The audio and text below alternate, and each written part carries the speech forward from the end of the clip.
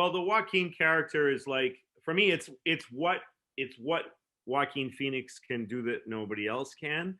That was very poorly unexploited in the Joker. That was Hmm. superficially exploited in the Joker, Hmm. but brought out in real high relief in the Master in a way that's like disturbing how good it was. And the difference between those two movies is that one is a Marvel movie Yeah.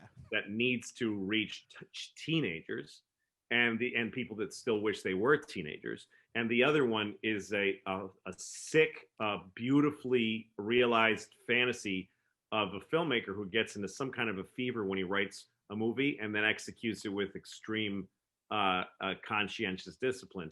That two very different categories, but that's what you get because in his World War II sailor look, I mean, his face is twisted and he's shriveled and skinny in the Master in some parts, and he's physically, the way he uses his face and body his violence is animal like. It's horrifying. It's like when you meet I remember I met some crazy guy at a bar once. It was a very strange night in Rochester. I was doing a show in Rochester at a bar, and the somebody, this is Rochester life. Somebody crashed a pickup truck into a telephone pole, and the lights went out in the whole town.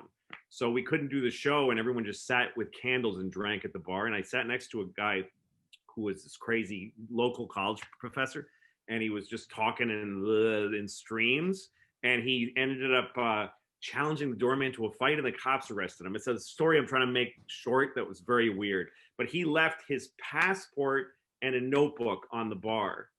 And I looked in his passport; he'd been in every country on the planet, and he had a notebook that was just like weird crayons. Looking at how he wrote was upsetting. Like, I talked to this guy.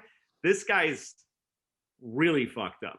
That's when I remembered him as soon as I saw the Master, because like it's like, oh no, this isn't an interesting weird guy off the streets.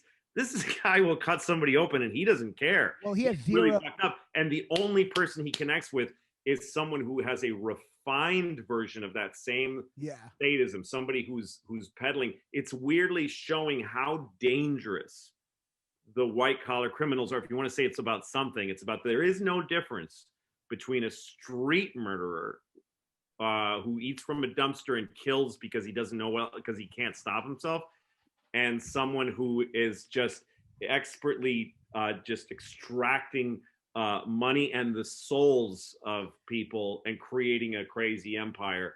There's a connection there to There Will Be Blood, I and think. the dark side of human beings has a very genteel side that you go, oh well. I hear people all the time go like, well, he wasn't crazy. I mean, he had a beautiful house Yeah, yeah. and a Right, bank right. account. I think